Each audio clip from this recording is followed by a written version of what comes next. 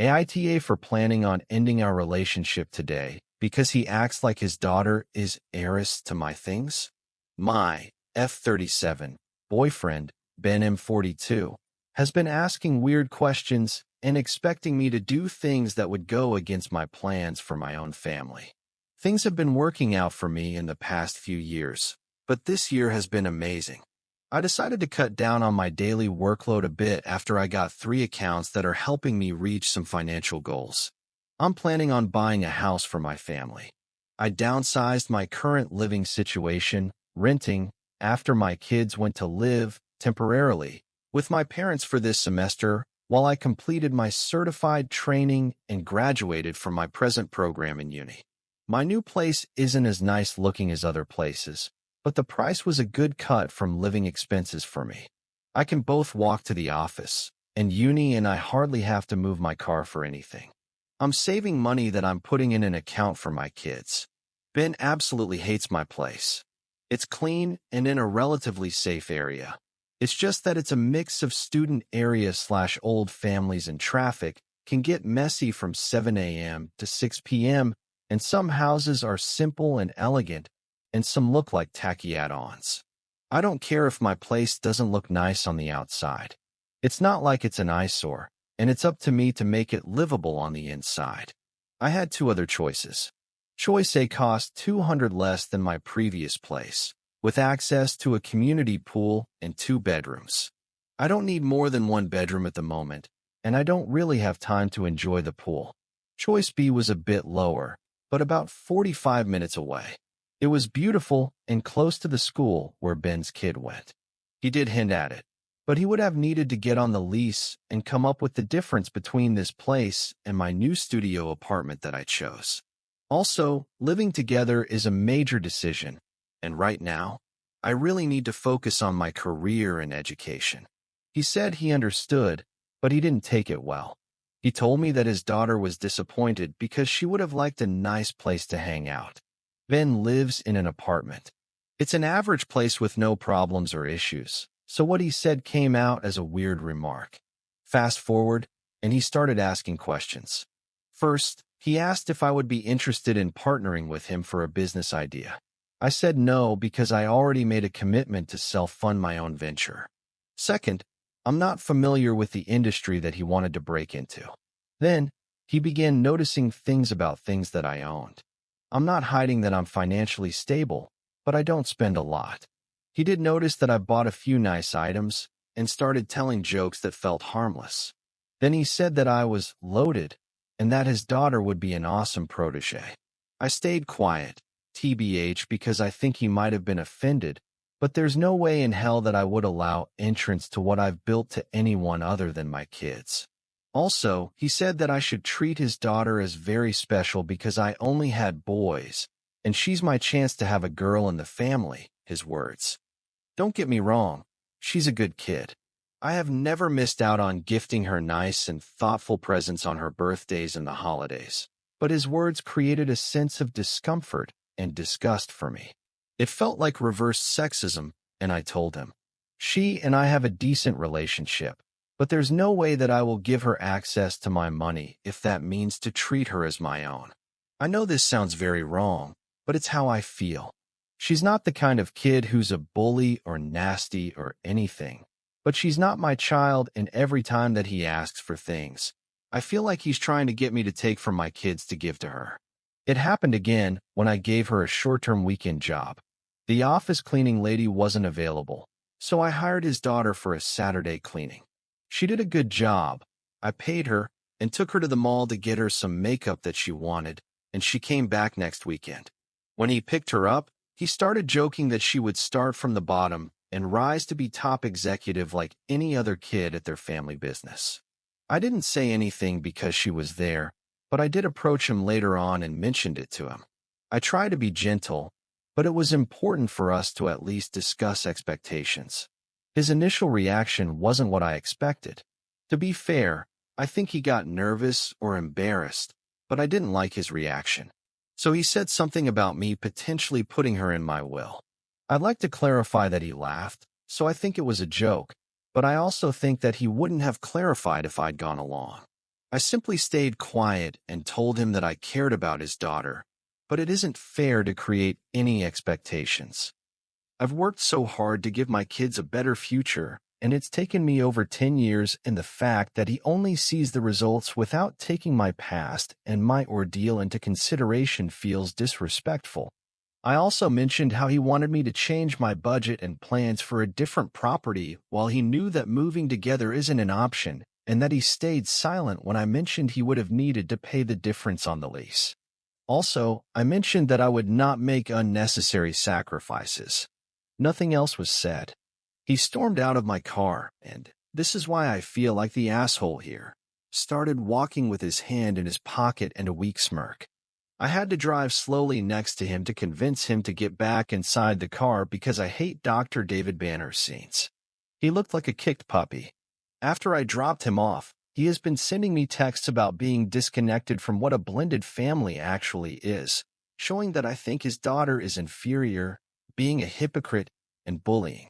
This has disturbed my inner peace because I'm just defending whatever legacy I have built, and having to do it against my partner just doesn't feel right. We talked about it, and he apologized, and I did the same in case I was too harsh. He said we could find some middle ground, and I was open to it. When he talked about helping him create a business for his daughter, I began to get angry because, again, it would be sweat equity for me. I declined because I did all the sweating I had to, but it was for me, and what he's asking just isn't fair. It's a responsibility, and I truly like to do things appropriately.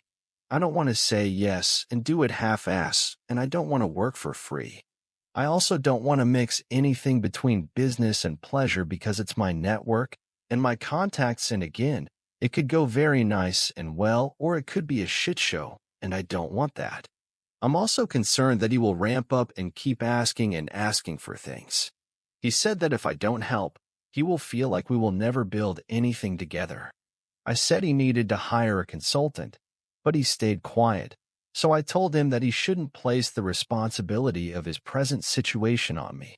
He said that I'm probably blinded by my success, but that one day, I'll wake up single and lonely.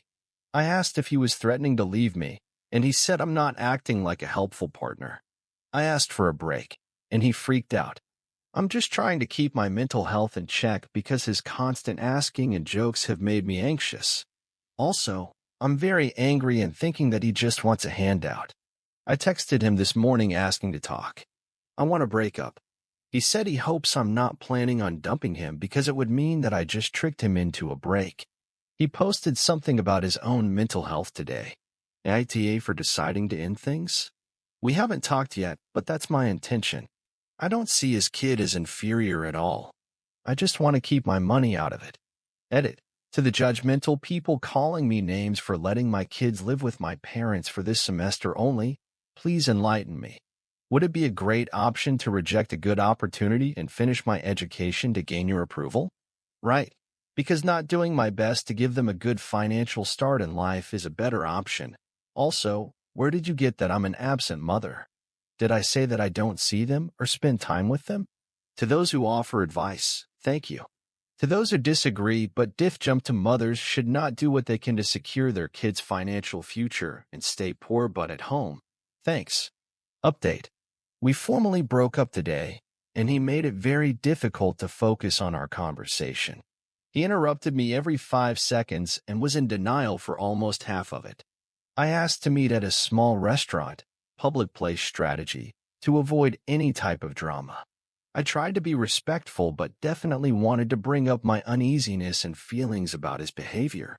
He tried to brush it off at first, but when I insisted, he evaded the subject.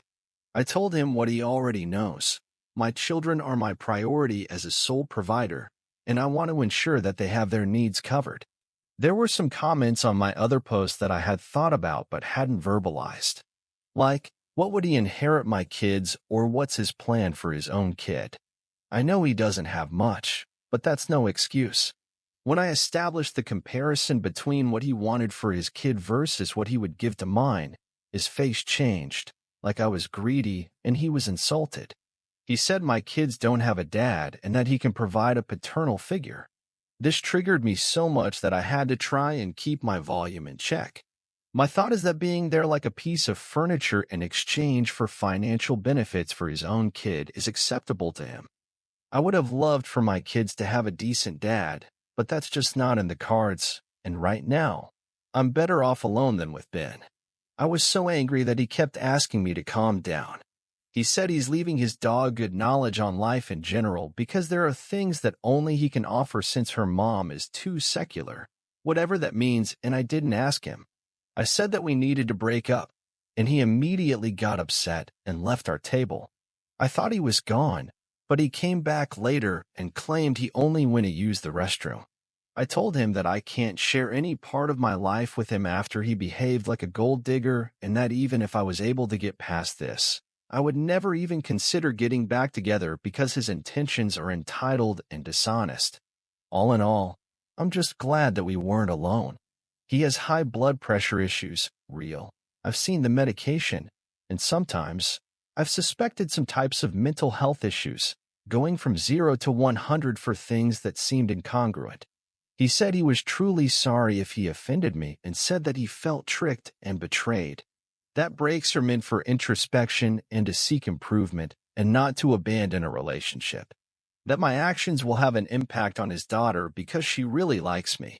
I offered to have a last call/text with her if he agreed, but his answer was no, fuck you. You don't get to say anything to her.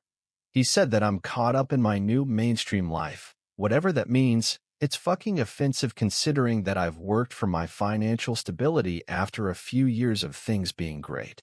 He told me to go suck on my colleagues' CKs but immediately apologized. I told him I'm not surprised at his behavior, since it shows me that he seems to think sex can solve anything. I also said that since he was being gross and vulgar, I'm learning just now that men like him are unfuckable, homosexual, handout seekers, and insincere.